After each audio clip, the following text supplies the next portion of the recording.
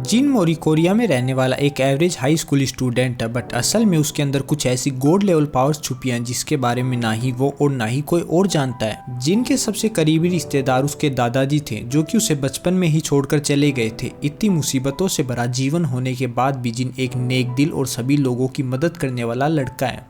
जिन आज जब सुबह सोकर उठता है तो वो देखता है कि उसकी घड़ी टूटी हुई है और आज उसे God of high school tournament में पार्टिसिपेट करना है। इसीलिए वो तुरंत ही तैयार होकर एंड एक माउंटेन ड्यू पीकर अपनी साइकिल पर उछलते कूदते हुए टूर्नामेंट के लिए निकल पड़ता है। लेकिन ऐसा करने वाला जिन अकेला नहीं है, क्योंकि God of high school tournament के चर्चे पूरे शहर में फैले हुए हैं एंड लोग थ्रू आउट द वर्ल्ड इस टूर्नामेंट को लाइव भी देखते हैं। एंड इस टूर्नामेंट के ऑर्गेनाइजर्स ये दावा करते हैं कि जो भी इंसान इस टूर्नामेंट को जीतेगा वो जो चाहे मांग सकता है एंड उसकी वो इच्छा बिना किसी सवाल जवाब के पूरी की जाएगी। जिन टूर्नामेंट के लिए जा ही रहा होता है कि तभी उसे रास्ते में एक बाइकर मिलता है। जिन पहले तो उसे इग्नोर कर देता है, बट फिर उसकी नजर एक और लेडी पर जाती है एंड वो बाइकर इसी लेडी का पर्स चुराकर भाग रहा होता है। जिन इस लेडी की सभी बुरी पॉसिबिलिटीज को कैलकुलेट करता है, जिससे उसकी आंखों में आंसू आ जाते हैं और फिर वो लेडी की मदद के लिए इस बाइकर के पीछे लग जाता है। बाइकर का पीछा करते हुए जिन पर्स लेने के लिए काफी सारी चीजें करता है। इवन वो तो बाइकर के ऊपर चढ़कर उसके कंधे पर काट भी लेता है, लेकिन एक ट्रक की वजह से उसे अपनी साइकिल पर दोबारा आना पड़ता है। अब जिन फिर से बाइकर का पीछा करने ही लगता है कि तभी उसके सामने एक लड़की आ जाती है, जो कि सड़क पर खड़े होकर कुछ लड़कों की मसल्स देख रही होती है एंड जिन सीधा उसके चेहरे में साइकिल को ठोक देता है। एंड इस लड़की का नाम यू मीरा होता है। साइकिल ठोकने के बाद जिन मीरा से सॉरी बोलता है एंड फिर से चोर के पीछे निकल लेता है, बट जिन की वजह से मीरा का चश्मा टूट गया था, इसीलिए वो अपनी वुडन तलवार का यूज कर जिन को साइकिल से नीचे गिरा देती है एंड उसे पहनने लगती है। बट जब जिन मीरा को उस चोर के बारे में बताता है तो मीरा भी इमोशनल हो जाती है और अब वो भी जिन की साइकिल पे उस चोर के पीछे लग जाती है। मीरा तलवार से बाइकर को पीटने की कोशिश करती है, बट बाइकर हर अटैक को डोज करता है और आगे निकल जाता है। अब जब कुछ भी काम नहीं करता है तो मीरा बाइकर को पीटने के लिए सीधा साइकिल के ऊपर से कूद जाती है। मीरा बाइकर को हिट करने ही वाली होती है कि तभी वो एक बिलबोर्ड में टकरा जाती है। ये देख बाइकर सोचता है कि अब फाइनली उसने इनसे पीछा छुड़वा लिया है। तभी एक लड़का बाइकर को सामने से पंच कर गिरा देता है। इस लड़के का नाम हान देवी है। इस इंसिडेंट के बाद ये तीनों एक साथ टूर्नामेंट के लिए निकल पड़ते हैं, क्योंकि तीनों ही इस टूर्नामेंट के अंदर पार्टिसिपेट करने वाले हैं।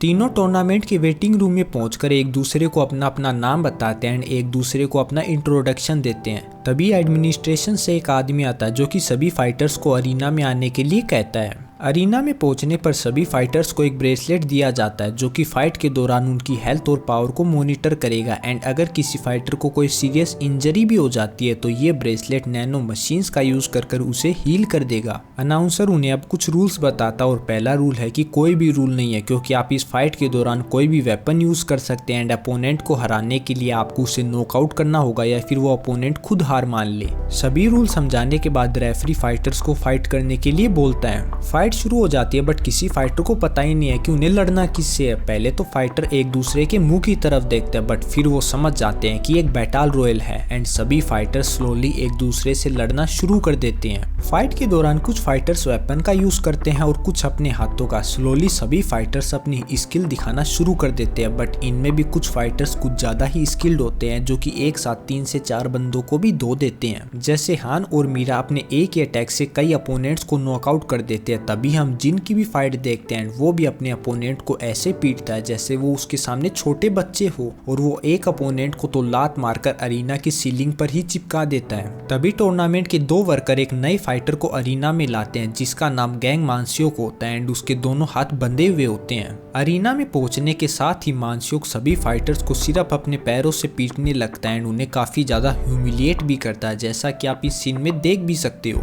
तभी मीरा मानसियोक पर हमला करती है, बट मानसियोक मीरा के अटैक को डोज करते हुए उसकी तलवार को अपने पैर की उंगलियों के बीच में पकड़ लेता है और कहता है कि ये किस तरह का खिलौना है। मीरा गुस्से में आकर मानसियोक के पेट पे हाथ मारती है और उसके सर पर लात मारती है, बट इससे कुछ ज्यादा होता नहीं है, बल्कि उल्टा मानसियोक तो मीरा को उसके साथ डेट पर चलने के लिए कहता है। तभी जिन कहीं से वहां पर आकर मानसियोक की पैंट उतार देता है एंड उसकी रंग बिरंगी क्यूट चड्डी के दर्शन सभी को करा देता है। मानसियोक जिन से पूछता है कि क्या उसे चड्डी के अंदर भी देखना है, जिसका जवाब ना में करते हुए जिन उसकी पैंट को ऊपर चढ़ा देता है। मानसियोक जिन को लात मारकर अरीना के बाहर फेंक देता, बट जिन भी इतना फास्ट होता है कि वो मानसियोक की लात लगने से पहले मानसियोक को कोनी मारकर उसे चोटिल कर देता है। मानसियोक और जिन लड़ने के लिए एक दूसरे की तरफ दौड़ते हैं, लेकिन इससे पहले कि वो टकरा पाते जिन मीरा के पीछे आकर उसकी गर्दन मरोड़ देती है एंड कहती है कि अभी तक जिन ने उसकी तलवार नहीं दी है। एंड इसी के साथ मुकाबले का पहला राउंड खत्म हो जाता है। फाइट के बाद सभी फाइटर्स की इंजरीज को नैनो मशीन्स का यूज कर हील कर दिया जाता है। इसके बाद जिन, मीरा और हान एक साथ अपने घर की तरफ निकल पड़ते हैं और रास्ते में जिन उनसे पूछता है कि उन्हें इस टूर्नामेंट के बारे में कैसे पता चला। साथ में वो ये भी बताता है कि उसे पार्क में एक ब्लोंड आदमी मिला था जिससे लड़ने के बाद उसने इस टूर्नामेंट के अंदर हिस्सा लिया है। हान जवाब देता है कि उसके पास हरे बालों वाला आदमी आया था जिसने उसे टूर्नामेंट जीतने पर पैसे देने का वादा किया था। तो वही मीरा बताती है कि उसे ये टूर्नामेंट जीतकर अपने फैमिली डोजो को दोबारा खड़ा करना है। तभी जिन मीरा की तलवार को ध्यान से देखने के लिए ले लेता है। अब जब मीरा जिन से तलवार छीनने की कोशिश करती है तो वो गलती से नदी में गिर जाती है, जिससे गुस्सा होकर वो जिन को तमाचा मार देती है एंड वहां से चुपचाप जाने के लिए कहती है। मीरा अकेली ही अपनी फ्लैशलाइट की मदद से तलवार ढूंढने लगती है, लेकिन जिन एक टॉर्च लेकर उसकी मदद करने के लिए आ जाता है। मीरा जिन से माफी मांगती है एंड खुलासा करती है कि वो तलवार उसके पापा ने उसे दी थी एंड वो उनकी आखिरी निशानी है, इसीलिए वो तलवार उसके लिए काफी खास है। कम उजाले में जिन और मीरा तलवार ढूंढ ही रहे थे कि तभी हान एक बड़ी हैलोजन लाइट ले आता है, जिसकी मदद से वो तीनों तलवार आसानी से ढूंढ लेते हैं। अगले दिन फिर से सभी बचे हुए फाइटर्स मुकाबले के लिए स्टेडियम में पहुंच जाते हैं और आज उनका मुकाबला 1v1 होने वाला है। जिन लॉकर रूम में घोड़े बेचकर सो रहा होता है कि तभी मानसियोक वहां आकर उससे बोलता है कि वो आज उसे मसल देगा। हालांकि वहीं मौजूद चाइनीज लड़का मानसियोक से जिन को अकेला छोड़ने के लिए कहता है। तुरंत मानसियोक चाइनीज लड़के को किक मारता है, बट एन मौके पर जिन उसे पीछे कर बचा लेता है। वो तीनों आगे लड़ पाते इससे पहले अनाउंसर ये अनाउंस कर देता है कि मुकाबला शुरू हो गया है। मीरा सबसे पहले फाइट करने जाती है, जिसे वो बेहतरीन तरीके से जीत जाती है। इसके बाद जिन एक मोटे लड़के से लड़ता है। जिन इस लड़के को कपड़े की तरह धो देता है। इसके बाद 2-3 ऐसे और छोटे छोटे मैच होते हैं जिसमें पहलवान और पढ़ाकू इजीली जीत जाते हैं। अब फाइनली आज का आखिरी मुकाबला इस चाइनीज लड़के और इस क्यूट चड्डी के बीच में होता है। दोनों के बीच में लड़ाई शुरू हो जाती है और गामदो रंग बिरंगी चड्डी के पेट पर एक जोरदार अटैक करने के बाद उसके चेहरे पर मुक्कों की बारिश कर देता है एंड उसे ऑडियंस में फेंक देता है। रेफरी काउंटिंग शुरू कर देता, बट मानसियोक आराम से अपना समय लेकर रिंग की तरफ बढ़ता और एकदम से स्पीड पकड़कर रिंग में कूद जाता है। गामदो हवा में उसे पहली लात मार देता, बट दूसरी लात मारते समय मानसियोक अपना एक हाथ निकाल लेता है एंड उसे रोक लेता है। अब मानसियोक लड़के के अटैक्स को रोकते हुए उसके शरीर पर मुक्कों की बारिश कर देता है और बड़ी ही बेरहमी से उसके बालों को पकड़कर उसके चेहरे पर लात मारता है, जिससे इवन ऑडियंस भी सहम जाती है। क्यूट चड्डी लड़के का गला पकड़कर उसे उठा लेता है एंड उसे फिर से मारना शुरू कर देता है। लड़का आखिरकार अपनी बची कुची एनर्जी को इकट्ठा कर मानसियोक पर एक स्पेशल अटैक करता है, बट क्यूट चड्डी पलटवार कर उसे रिंग के किनारे फेंक देता है। वो लड़के के पास जाकर चाटे पे चाटे मारने लगता है और उससे माफी की भीख मांगने के लिए कहता है, बट लड़का उससे कहता है कि वो उस जैसे इंसान से कभी भी माफी नहीं मांगेगा। ये सुन मानसियोक को गुस्सा आ जाता है और वो लड़के को जमीन पर पटक कर उसके चेहरे पर धनाधन लाते बरसाने लगता है। लड़का अभी भी माफी मांगने के लिए राजी नहीं होता। ये सुनकर मानसियोक को भयानक गुस्सा आ जाता है और वो अपना दूसरा हाथ निकाल कर लड़के के दोनों हाथ तोड़ देता है, उन्हें निकाल फेंकने की धमकी देता है। तभी अचानक से जिन वहां आ जाता और सीधा रंग बिरंगी चड्डी के मुंह पर लात मारकर उसे रिंग के बाहर फेंक देता है। लड़के को रिंग से ले जाया जाता और तभी मानसियोक जिन पर कूदकर अटैक करता, बट जिन फिर से एक और लात मारकर उसे रिंग के बाहर फेंक देता है। इतने में एडमिनिस्ट्रेशन के लोग आकर जिन को घेर लेते हैं और अनाउंसर उसे बताता है कि जिन ने जो किया वो रूल्स के खिलाफ है और उसे उसकी सजा मिलेगी। तभी मानसियोक उठकर जिन की तरफ काला साया फेंकता है, जिसे कमिश्नर और रोक लेता है। इतनी पिटाई के बाद मानसियोक पागल हो चुका था और जिन को मारने के लिए उसके ऊपर छलांग लगा देता है और जिन भी ऑर्गेनाइजर्स के ऊपर से छलांग लगाते हुए मानसियोक को हवा में ही ट्रिपल किक मार देता है, जिससे उसका खेल खत्म हो जाता है। तभी एक अनजान शक्ति जिन को जमीन पर चिपका देती है, जो कि और किसी की नहीं खुद टूर्नामेंट के ऑर्गेनाइजर मुजिन पार्क की थी। वो बोलता है कि जो जिन ने किया वो रूल्स के खिलाफ है और उसकी सजा बाद में तय की जाएगी। अगले दिन जिन को एक अलग कमरे में रख दिया जाता है और ऑर्गेनाइजर्स ये तय करते हैं कि उसके साथ अब क्या किया जाए। दूसरी तरफ जिन बिल्कुल भी डरा हुआ नहीं था, वो तो कमरे में से मीरा का मैच देख रहा था जिसका मुकाबला आज महिला पहलवान के साथ होने वाला है। पहलवान मीरा से कहती है कि वो इस लकड़ी की तलवार से उसका कुछ नहीं बिगाड़ पाएगी और फाइट में होता भी कुछ ऐसा ही है क्योंकि मीरा पहलवान को छू भी नहीं पाती है, बल्कि उल्टा पहलवान मीरा को चोक स्लैम दे देती है और उसके ऊपर कूद जाती है। पहलवान यहाँ पर नहीं रुकती, वो आगे मीरा को पावर बॉम्ब देती है। बट मीरा की बिल्ड क्वालिटी भी काफी मजबूत थी क्योंकि मीरा इतनी मार खाने के बाद भी अपने पैरों पर फिर से खड़ी हो जाती है। पहलवान एक बार फिर मीरा को पकड़ने की कोशिश करती है बट मीरा उससे बचते हुए अपने हाथों से उस पर कट मार देती है। मीरा पीछे हटते हुए एक और ऐसा दमदार वार करती है जिसे पहलवान नहीं झेल पाती और मीरा को विजेता घोषित कर दिया जाता है। दूसरी तरफ पार्क मुजिन जिन के पास आता है और उसे बताता है कि उसकी सजा का फैसला कर लिया गया है और उसे इस हरे बाल वाले कमिश्नर से लड़ना होगा। जिन जमीन पर मचलते हुए शोर मचाने लगता है कि उसे इस हरे बाल वाले से नहीं बल्कि ब्लोंड गाय से लड़ना है। हालांकि एक मुक्का खाने के बाद जिन मुकाबले के लिए राजी हो जाता है।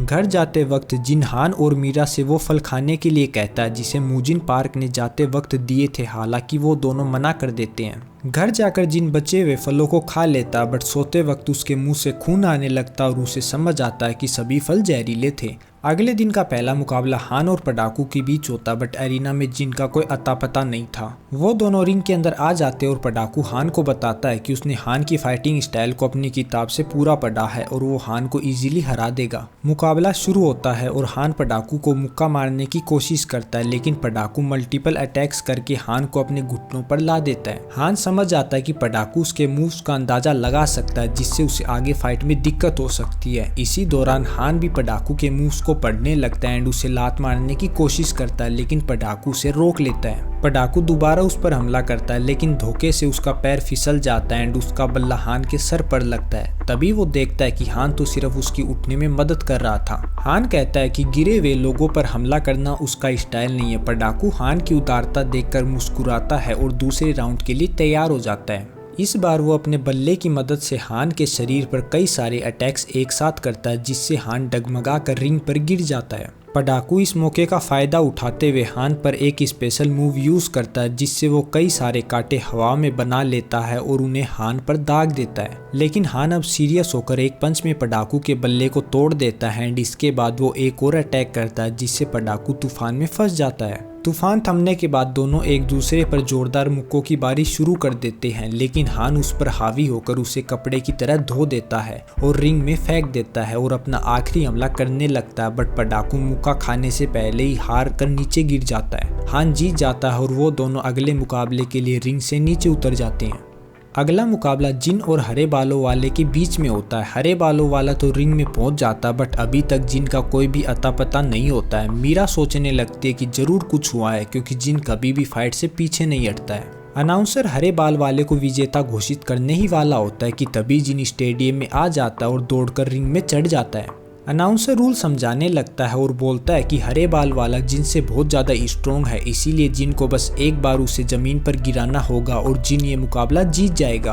अब अनाउंसर जैसे ही मुकाबला शुरू करता है, जिन अगले ही पल हरे बाल वाले के सामने आकर उसका चश्मा उतारता और उसे आसानी से नीचे गिरा देता है। अनाउंसर दंग रह जाता है और अकलाते हुए जिन को विजेता घोषित कर देता है। लेकिन दूसरी तरफ हरे बाल वाला ये देखकर गुस्से में आ जाता और जिन पर मुक्का मारने की कोशिश करता है लेकिन जिन उससे बचते हुए उसे लात मारकर रिंग के किनारे फेंक देता है। अगले ही पल हरे बालों वाला अपना आपा खो बैठता है और अपने अंदर से एक डरावना जोकर बाहर ले आता है। जिन जोकर से बचकर भागने लगता है तो वहीं जोकर उस पर लगातार अटैक करता जाता है। वो जोकर की कुल्हाड़ी पर चढ़ जाता है एंड उसके पास जाने की कोशिश करता है लेकिन जोकर उसे अपनी मुट्ठी में जकड़ लेता है। वो जिन को पिचकाने ही वाला होता है कि तभी जोकर गायब हो जाता है क्योंकि एडमिनिस्ट्रेशन के लोगों ने हरे बाल वाले को पकड़ लिया होता है। अब पार्क उसके बगल से निकलते हुए कहता है कि उसकी हरकत की वजह से उसके 3 महीने की तनख्वाह काट ली गई है। पार्क जिन के पास जाता है एंड उसे हरे बाल वाले को हराने के लिए कांग्रेट्स करता है एंड बताता है कि अब वो फिर से टूर्नामेंट के अंदर है। अब सभी लोग घर निकल लेते हैं और लाइव स्ट्रीम में दिखाया जाता है कि अब सिर्फ 4 खिलाड़ी बचे हैं जो कि प्रीलिमिनरीज के फाइनल के लिए लड़ेंगे। घर जाते वक्त एक नीले बालों वाला लड़का महंगी गाड़ी से उतरकर मीरा को शादी के लिए प्रपोज करता है। ये देखकर तीनों लोग दंग रह जाते हैं। मीरा इस लड़के से शादी करने के लिए हाँ कर देती है क्योंकि ये लड़का बहुत अमीर होता है एंड उसे लगता है कि वो उसके पैसों की मदद से अपने पापा का मूनलाइट फोर डोजो बचा सकती है। बट एंड में इन दोनों की शादी नहीं होती है क्योंकि ये लड़का मीरा से प्यार नहीं करता था एंड अब मीरा खुद के दम पर अपने पापा का सपना पूरा करने की ठानती है। हान को एक हॉस्पिटल से फ़ोन आता है जहां उसका बेस्ट फ्रेंड एडमिट था जिसकी हालत अब बहुत बुरी तरीके से बिगड़ती जा रही है एंड अपने इस दोस्त को बचाने के लिए हान का इस टूर्नामेंट को जीतना काफ़ी ज़्यादा ज़रूरी है। अगले दिन हान और मीरा का मैच होता है एंड जिन हर बार की तरह स्टेडियम लेट पहुंचता है बट मुकाबला देखते ही उसे गहरा सदमा लगता है क्योंकि रिंग में हान मीरा को काफ़ी बेरहमी से मार रहा था। मीरा खून में लथपथ हो जाती है फिर भी हान नहीं रुकता है और अपना आखिरी हमला करने के लिए तैयार हो जाता है बट अनाउंसर उसे रोक लेता है और बताता है कि उसने ये मुकाबला पहले ही जीत लिया है। जिन हान का ऐसा रूप देखकर दंग रह जाता है और बिना उससे कुछ बात किए अपने सेमीफाइनल्स के लिए चला जाता है। जिन मुकाबले के लिए रिंग पर चढ़ता है और उसका अपोनेंट बताता है कि वो जिन के सभी मूव्स को जानता है इसीलिए वो उसे आसानी से हरा देगा। हालांकि जिन बातचीत के मूड में बिल्कुल भी नहीं होता इसलिए वो सिर्फ कुछ अटैक्स को डोज कर अपोनेंट पर टोर्नाडो मूव का यूज कर उसे हरा देता है। अब वो उस कमरे में जाता है जहाँ पर मीरा का इलाज किया जा रहा था। मीरा जिन का दिल हल्का करने की कोशिश करती है लेकिन वो हान को लेकर दुखी हो जाता है क्योंकि उसे लगता था कि वो लोग असल में दोस्त हैं। मीरा बोलती है कि उसे उदास होने की कोई ज़रूरत नहीं है क्योंकि वो हान से कमज़ोर थी इसीलिए हार गई और इसमें कोई कुछ नहीं कर सकता।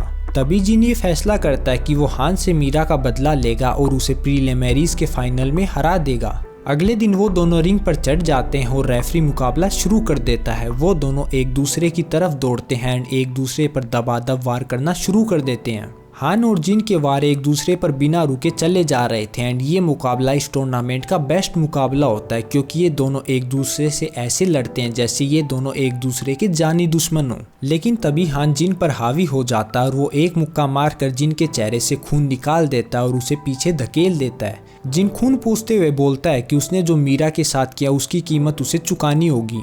वो हान की तरफ दौड़ता है और उसके अटैक से बचते हुए हान पर अपनी ट्रिपल किक मारता है जिसके बाद वो एक और लात मारकर उसे रिंग के किनारे फेंक देता है। जिन उसके पास जाता है और मदद के लिए अपना हाथ बढ़ाता है बट हान जिन से कहता है कि उसने कभी उन्हें दोस्त माना ही नहीं था जिसके बाद वो जिन को लात मारता है एंड अपनी स्पेशल 4 कॉम्बो मूव्स निकालता है जिसमें वो सबसे पहले जिन के पेट पर मुक्का मारता है और फिर उसे तूफान बनाकर उड़ा देता है। वो जिन पर मुक्कों की बारिश कर देता है फिर भी जिन हार नहीं मानता है और हान की तरफ बढ़ने लगता है।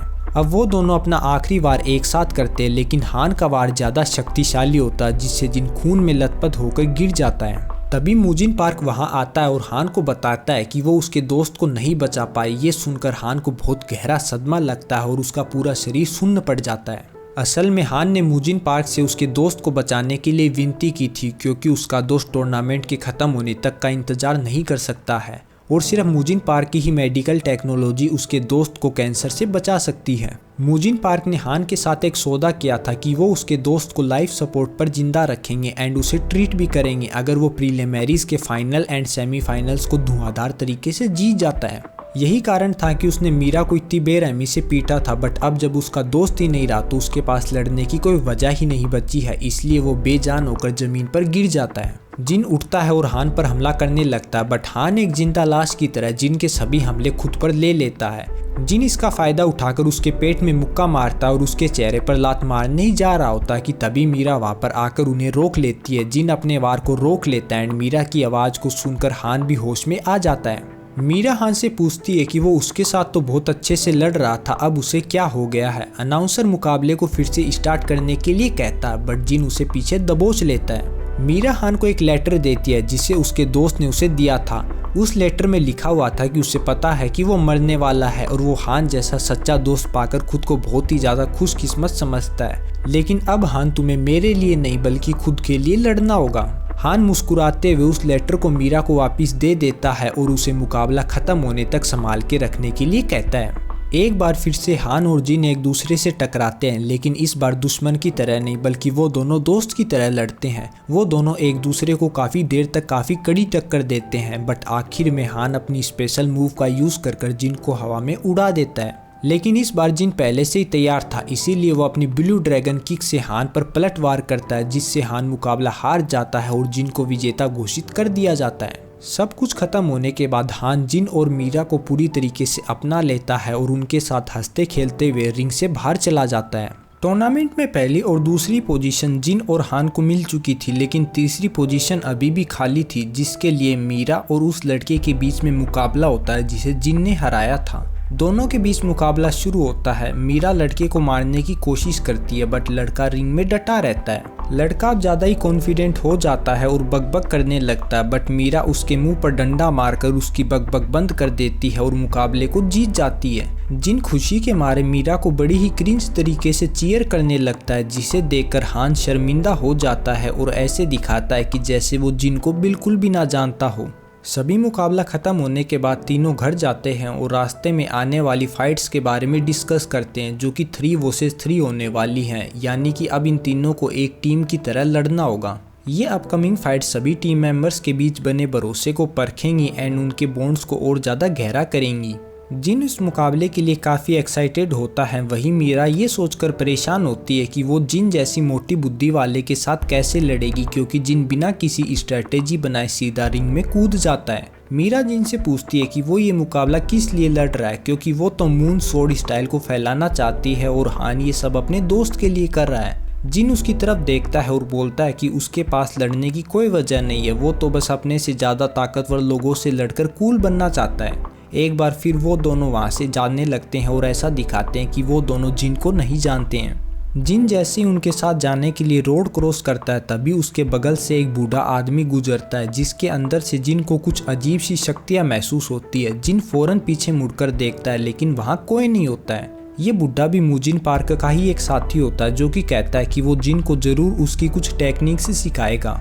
अगले दिन शाम को जिन एक पार्क में ट्रेनिंग करने जाता है, लेकिन आदत से मजबूर जिन का ध्यान आसपास हो रही हलचल से भटक जाता है। जिन ट्रेनिंग छोड़कर बाकी सब कुछ करने लगता है। वो बिल्ली को पकड़ने लगता है, योगा करने लगता है, कचरा उठाने में लोगों की मदद करने लगता है और पेड़ पर चढ़कर बच्चों के फंसे हुए गुब्बारे को छुड़ाने लगता है। तभी डाली टूट जाती है और वो नीचे गिर जाता है। हालांकि वो गुलाटी मारकर अपने पैरों पर सही सलामत लैंड हो जाता है, लेकिन फिर भी उसे अपनी एडी में हल्का सा दर्द महसूस होता है। तभी अचानक से वही बूढ़ा आदमी जो जिन को सड़क पार करते हुए दिखा था, जिन के पीछे आकर उसकी एडी में सुई चुभा देता है। जिन पहले तो चौंक जाता है, लेकिन फिर तुरंत ही उसे दर्द महसूस होना बंद हो जाता है। इसके बाद ये बूढ़ा व्यक्ति जिन को कुछ स्पेशल टेक्निक से सिखाता है और दूसरी तरफ हान और मीरा को भी मुजिन पार्क और अनाउंसर से फाइटिंग लेसन्स मिल रहे थे। अगले दिन जिन के घर की घंटी बजती है और वो आधी नींद में दरवाजा खोलता है और देखता है कि मीरा और हान उससे मिलने आए हैं। वो दोनों अंदर आते हैं तो देखते हैं कि जिन अकेला ही रहता है और उसके घर की हालत एक कबाड़ खाने से कम नहीं है, क्योंकि सिंक में गंदे बर्तन पड़े हुए हैं और हर जगह कचरा फैला हुआ है। वो दोनों दीवार पर उसके और उसके दादाजी की टंगी हुई फोटो देखते हैं और जिन बताता है कि वो अपने दादा के साथ पहाड़ों में रहता था, लेकिन उन्होंने बोला था कि उसे स्कूल जाना चाहिए, इसीलिए वो यहाँ पर शिफ्ट हुए थे, लेकिन उसके दादा उसे यहाँ अकेला छोड़कर चले गए। अब मीरा के शोल्डर में ट्रेनिंग के चलते दर्द हो रहा था, बट जिन उसके कंधे को अपनी उंगलियों से 3 बार दबाकर उसके दर्द को ठीक कर देता है। वो तीनों स्टेडियम की ओर जाने लगते हैं और रास्ते में हान उन्हें बताता है कि उसकी पार्क के साथ कुछ बातचीत हुई थी, जिसमें पार्क ने उसे बताया था कि इस टूर्नामेंट में आगे आने वाले फाइटर्स में से ज़्यादातर फाइटर्स दैवीय शक्तियाँ, गॉड की शक्तियाँ एंड इविल बीस्ट की पावर्स को यूज़ करेंगे एंड अगर हम लोग भी चाहे तो उन पावर्स को यूज़ कर सकते हैं। बट जिन कहता है कि उसे देवताओं की शक्तियों से ज़्यादा खुद की शक्तियों पर भरोसा है। आखिरकार अब वो स्टेडियम पहुंच ही जाते हैं और लॉकर रूम में सारी टीम एक दूसरे से मिलती है, लेकिन तभी मीरा नोटिस करती है कि रेफरी को बदल दिया गया है और उसे उसकी चिंता होती है।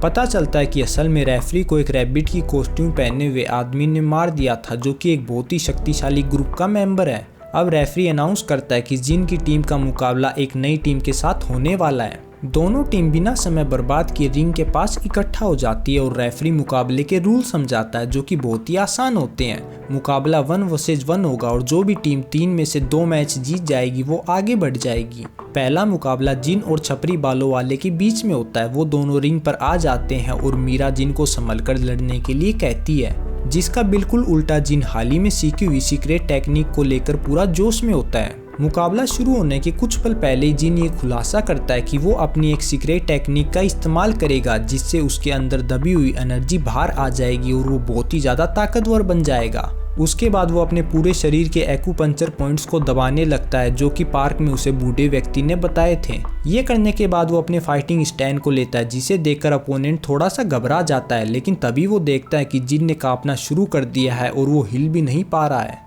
असल में जिन ने सभी गलत जगहों को दबाया है जिसकी वजह से उसके शरीर ने काम करना बंद कर दिया है। छपरी इसका फायदा उठाता है और जिन को कपड़े की तरह धो देता है। वहीं मीरा और हान शर्म के मारे अपने मुंह को ऐसे घुमा लेते हैं जैसे वो जिनको जानते ही नहीं है एंड छपरी को विजेता घोषित कर दिया जाता है और वो दोनों रोते हुए जिन को रिंग के बाहर लेकर आ जाते हैं। स्टेडियम में मौजूद वो बूढ़ा व्यक्ति भी जिन की इस लापरवाही को देखकर शर्मिंदा और गुस्सा दोनों हो जाता है। अब जिन के बाद इस मैच को जिताने का पूरा प्रेशर हान और मीरा के कंधों पर होता है क्योंकि इन दोनों में से अगर एक भी हार जाता है तो ये लोग मुकाबले के पहले राउंड में ही बाहर हो जाएंगे। हान रिंग में आता है और उसका अपोनेंट जियान 2.0 होता है जो कि 38 साल का है और इस टूर्नामेंट का अभी तक का सबसे बड़ा फाइटर है। मुकाबला शुरू होता है और ये दोनों एक दूसरे पर ऐसे टूट पड़ते हैं जैसे भंडारे में लोग फ्री खाने पर टूट पड़ते हैं। हान जियान के अटैक से बचता है और उसे लातों से कूट देता है, बट जियान भी हान को बेल्ट से पकड़कर उसे घुमाकर हवा में फेंक देता है और दोनों हाथों से एक दमदार अटैक करता है जिससे हान रिंग के दूसरे किनारे जाकर गिरता है।